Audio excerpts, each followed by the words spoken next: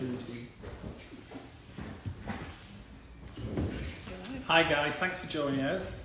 I'm Josh and I'm here with my very good friend and colleague Helen.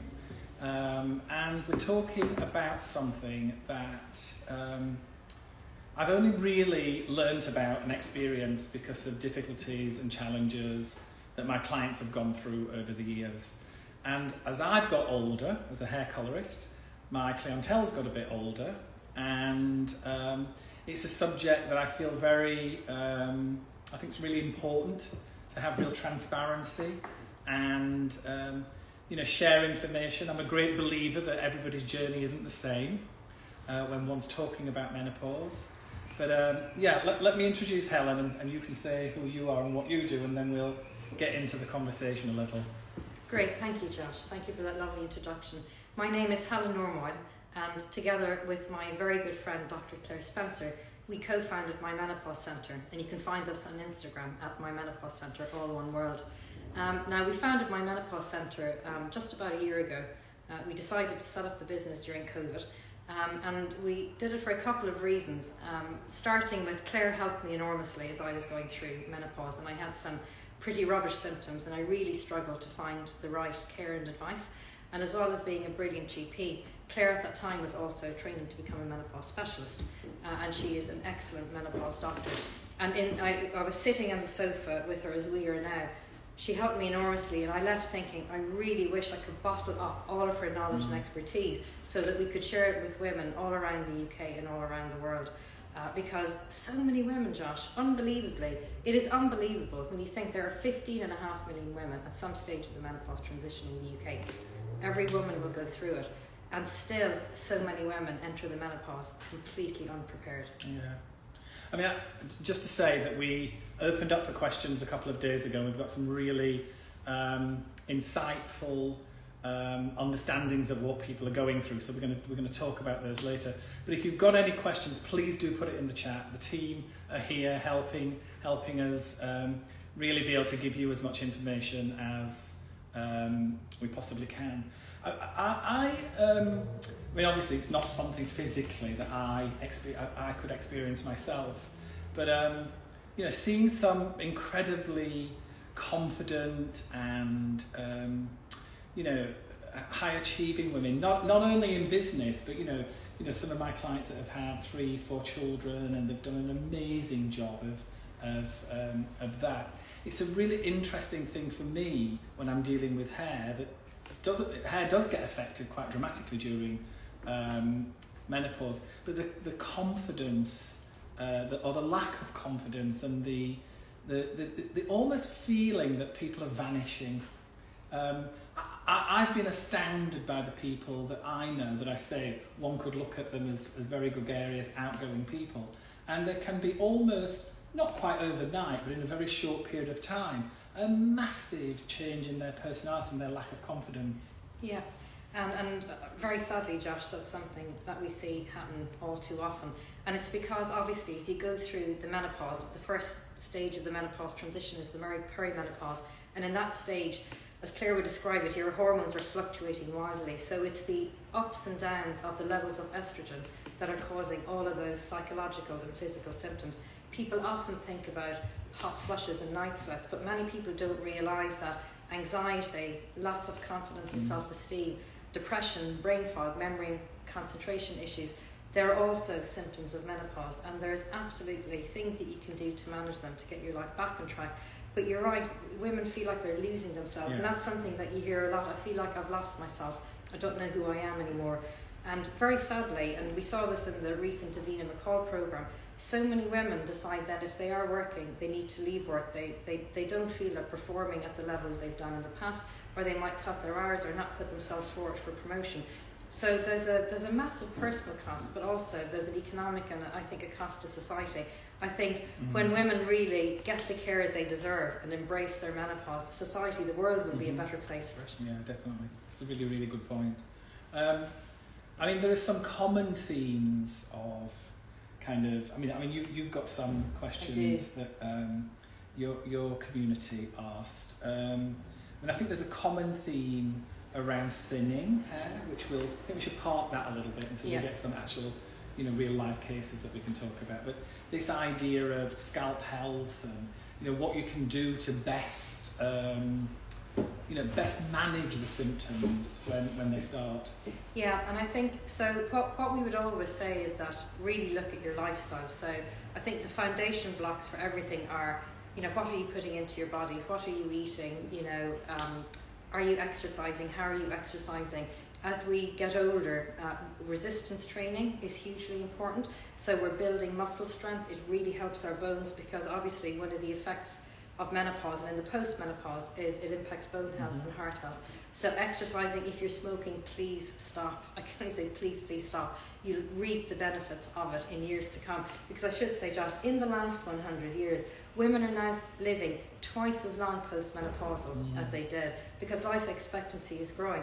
So if you've 40% of your life ahead of you after you've gone through the menopause and into the post-menopause, you want to get the best out of it. It's not just about how long you're living, it's the quality of the years that you have. And so coming back to, I think what we were chatting about earlier, your nutrition and your exercise is so important. One of the questions I had for you is, and I'm guilty of this myself, I never normally think of my scalp when I think of my hair and my hair condition. I kind of think about what's the colour like, what's the cut, how does it feel? But I must say, kind of confused. I do wonder, should I wash it less or should I wash it more? Because you hear very conflicting advice, so I'd love to get your expert view on that. Yeah, I mean, as I say, one size doesn't fit all. And I think everybody's journey, especially with their health, should be looked at as an individual. But in theory, I mean, the scalp is an organism like the skin is an organism, and, I think the most important thing to really think about is, any dermatologist that I've ever worked with has always said to me, a clean scalp is a healthy scalp. So actually upping the shampoo regime, making sure that you've got debris or pollutants off your scalp and hair. Of course, when you're shampooing, you're also massaging the scalp, which is incredibly important, getting that blood stimulus to each of the follicles. Now, outside of that, I would say, if your hair's very, very greasy, shampooing too much can overstimulate the thing called the sebaceous gland, which produces oil. But most people I see, when they're going through the menopause, are like, my hair's dry, it's frizzy, it doesn't feel like my hair.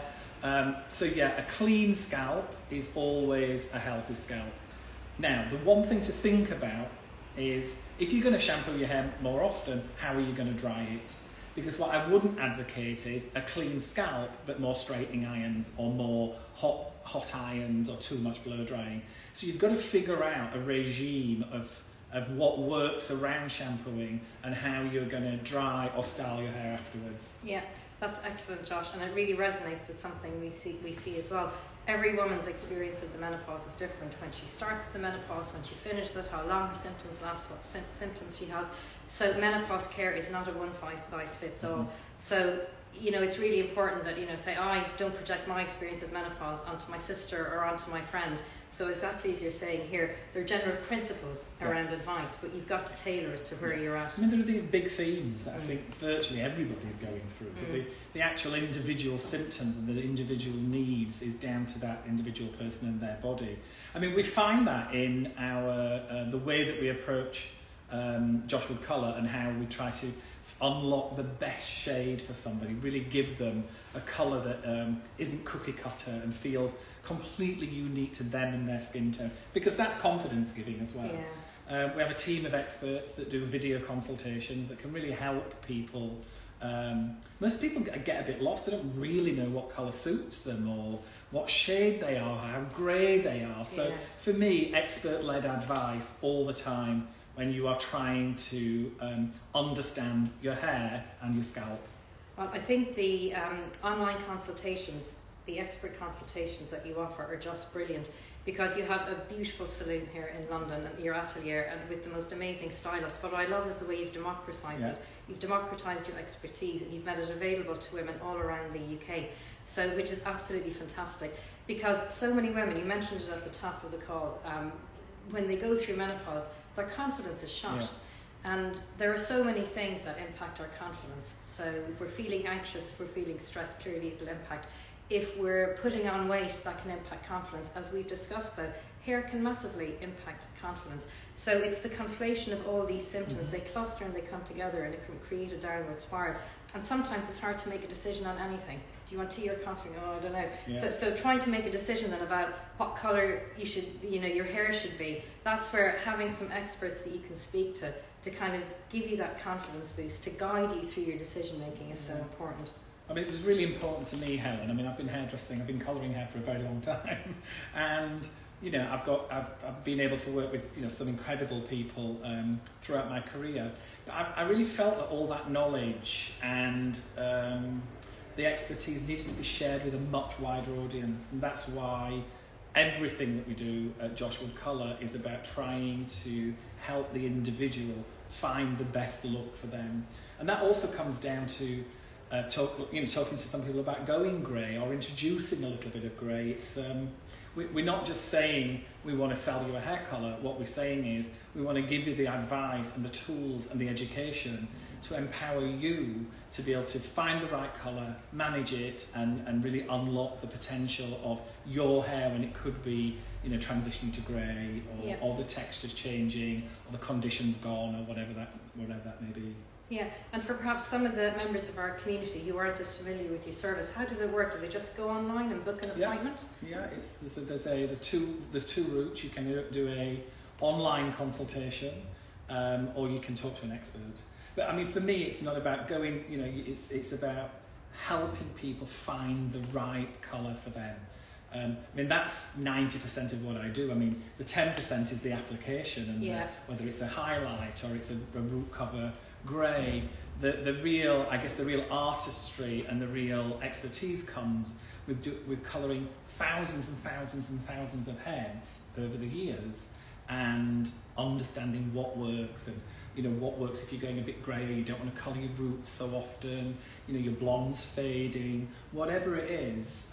It's almost like data, isn't it? I've done so many heads of hair, I've got the data. I just want to share it in a different way. Yeah, but given your 3 decades of experience and the many fabulous women that you have helped over that time to find the right colour for them, what would your key pieces of advice or tips be for women? What questions should women ask themselves as they're thinking about the colour that's right for them? I mean, I think for me, everything starts with condition. Because if you start with an amazing head of hair that's been tended and looked after, and you use a mask once a week, and you've got a good shampoo and conditioner, the colour result will always be better than if you start with something that's parched, undernourished. I think it's really interesting, again, what we were saying before we started the live. Diet's incredibly important for hair.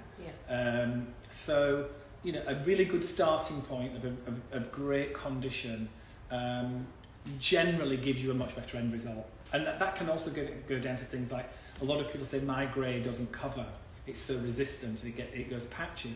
Quite often that's down to application. Nobody's been shown how to use a bowl and brush, or be able to apply the colour in a more professional way. But also as well, if the hair's super dehydrated and the cuticle layer of the hair is incredibly thick because diet isn't helping the hair to come through the hair follicle properly, that can also be a reason that the hair doesn't cover as well, if you're trying to cover grey hair. Yeah, well, it comes back to diet is the foundation really for everything. Diet, sleep, exercise.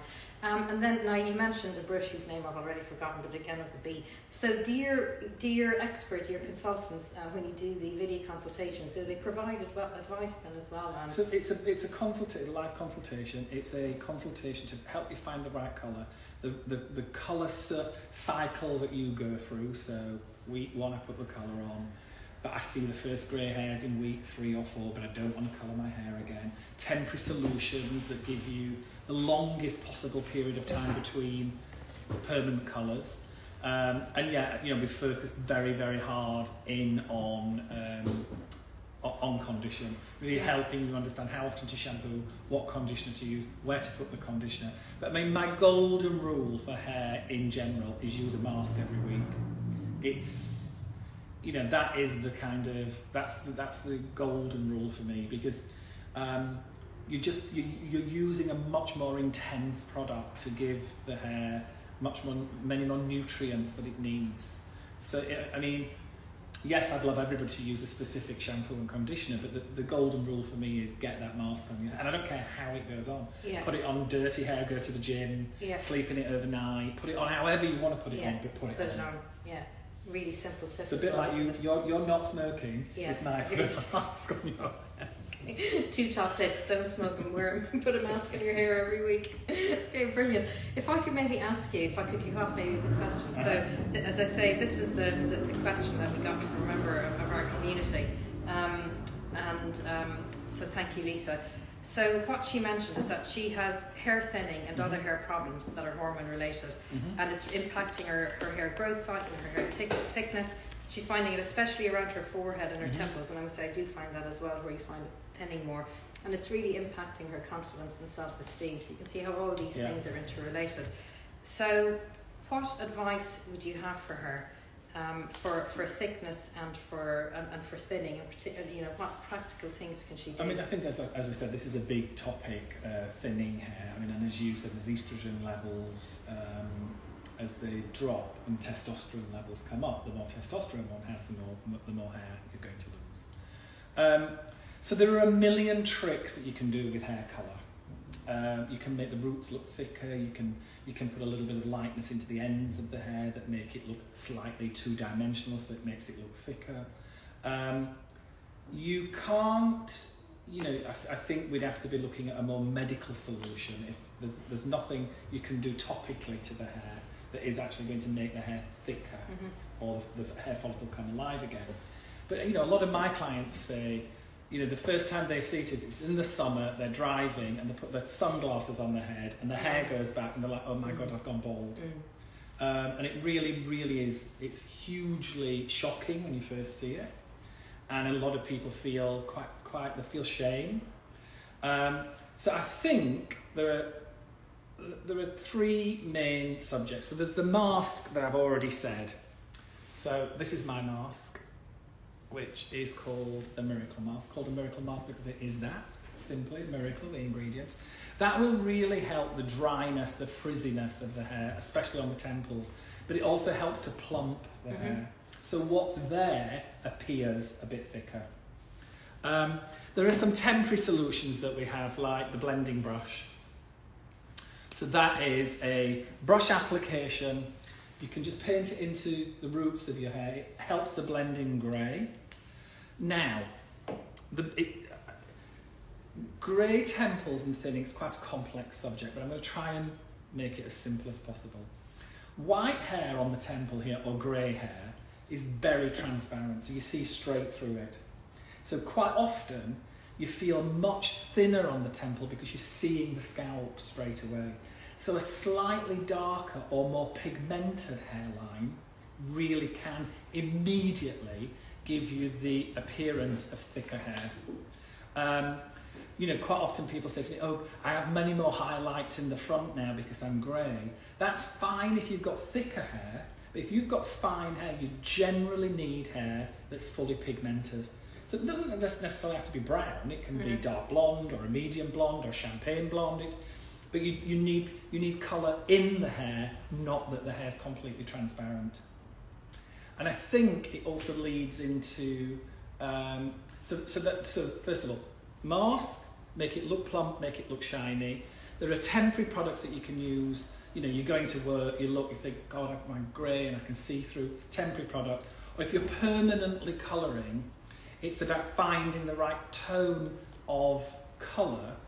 Do you need a warmer tone or a cooler tone or a neutral tone to really be able to make your hair not appear transparent and see-through?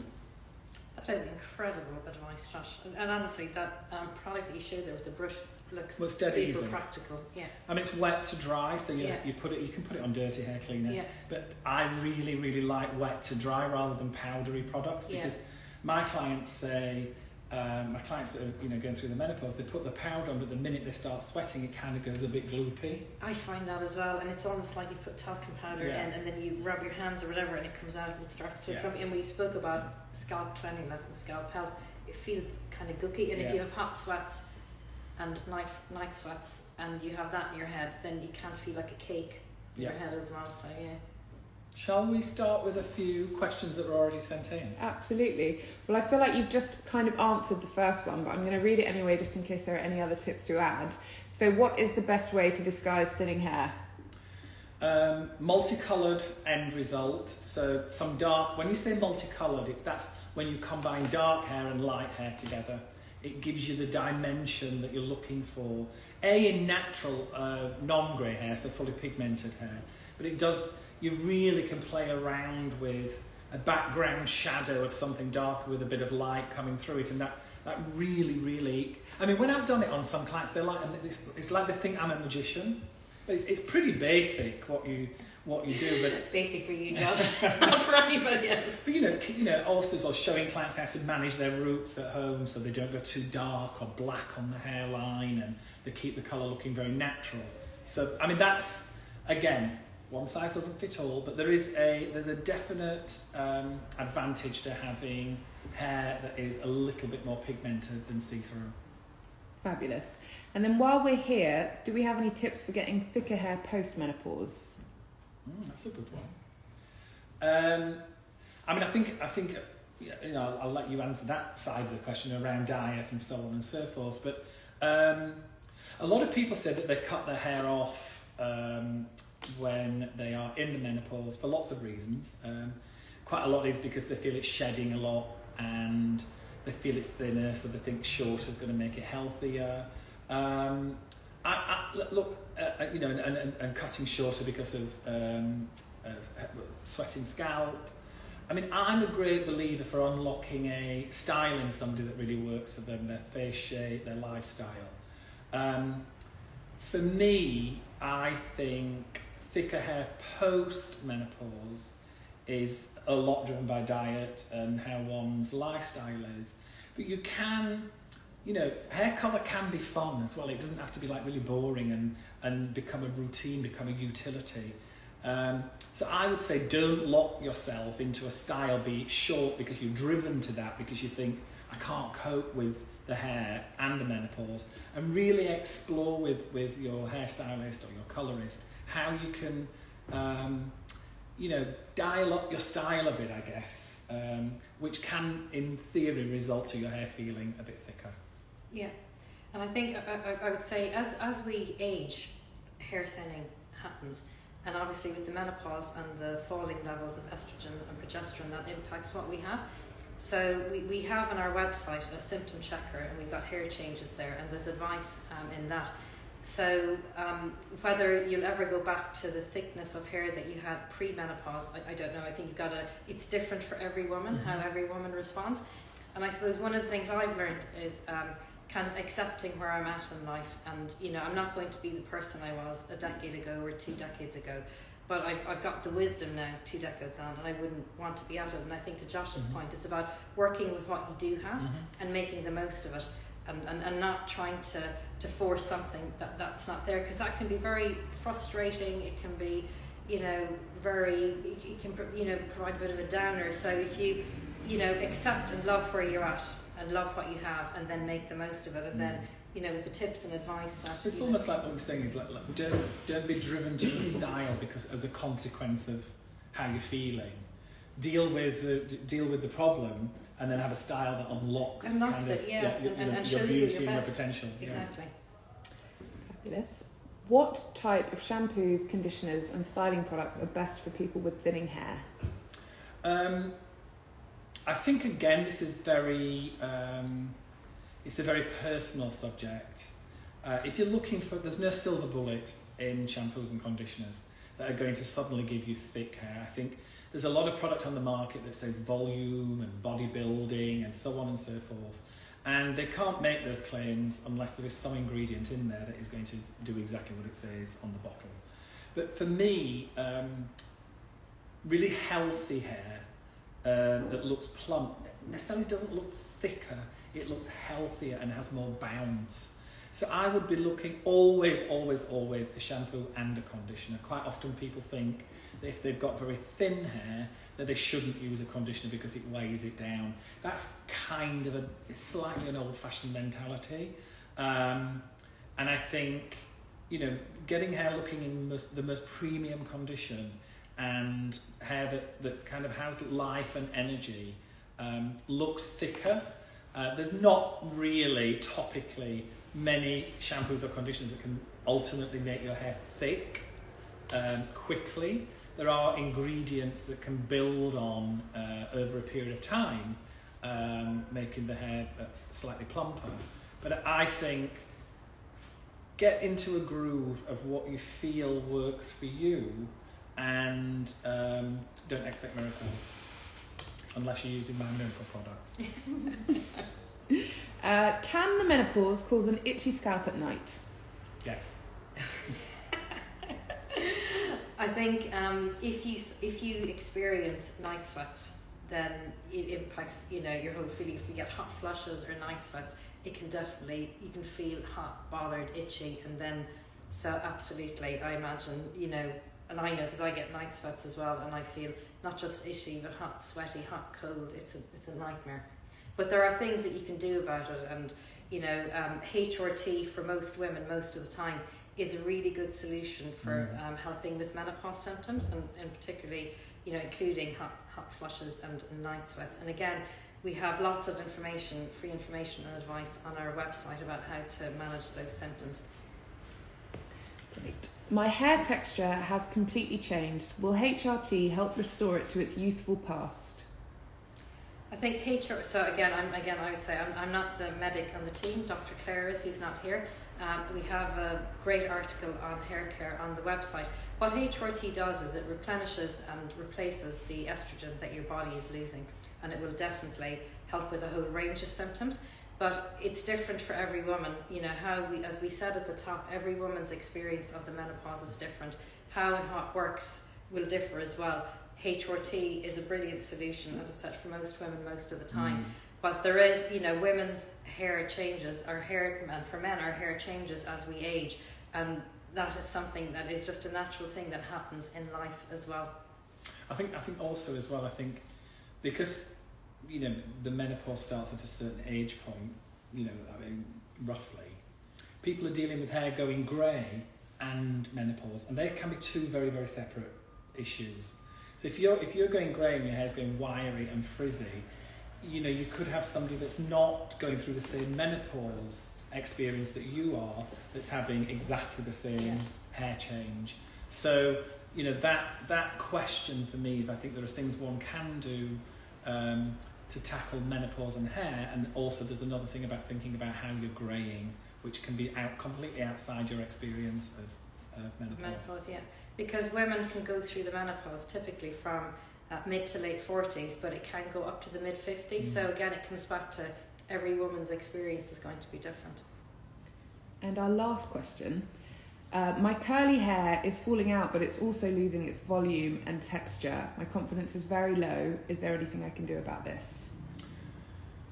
I think first and foremost is get some expert advice, because there could be a hairstyle that you could unlock, or a little bit of colour that would give you back some curl and bounce. Generally layering your hair gives you a bit more body and a bit more bounce. But first of all, I'm sorry that person's going through that, because it must be incredibly distressing. Start with the basics for me, which are condition.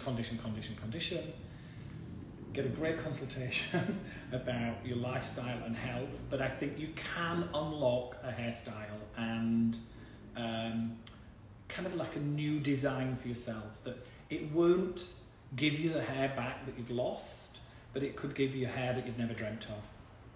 Yeah, I think that's great advice. And again, really sorry to hear it. And it's like we say, all of these things, they can have such an impact on how we feel about ourselves.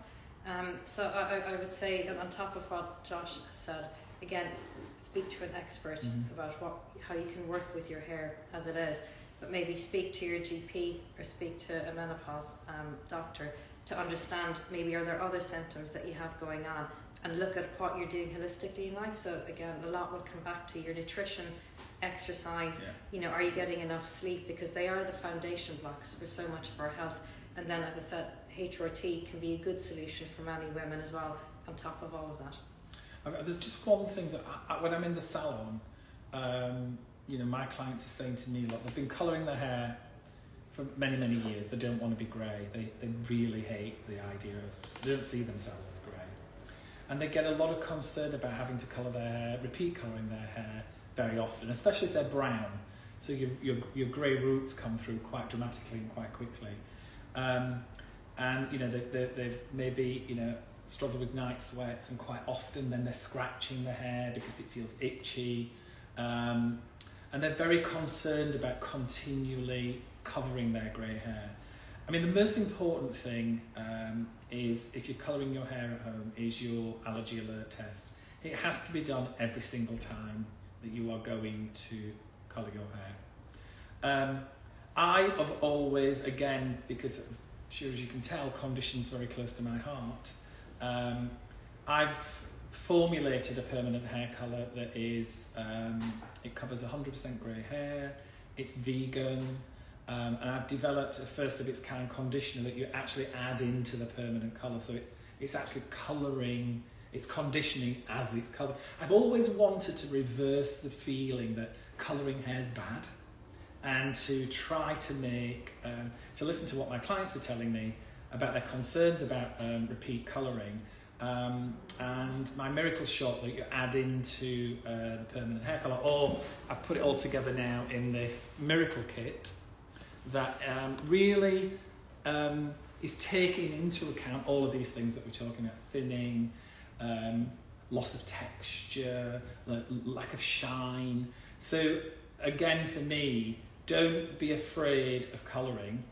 but get the right advice, and use products that are kind and that over time are actually going to improve the condition of your hair, rather than, you know, making you feel. Because I think if you're going through the menopause, you're thinning, you're drying, and then you're colouring. It's like, it feels like a vicious circle. But yeah, condition is at the centre of everything that I've always believed in. Brilliant advice, and it really is about taking time out for yourself, to take the time to do the conditioning and to look after yourself.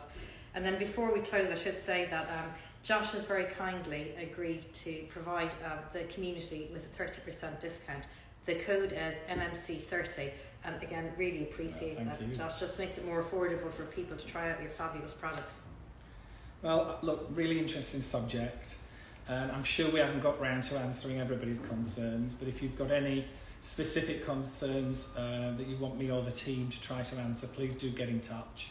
And as I say, our colour experts are online, ready to talk to you whenever you feel that you need some support and advice. Thanks, Helen. Thank you, Josh. That was great. Thank you.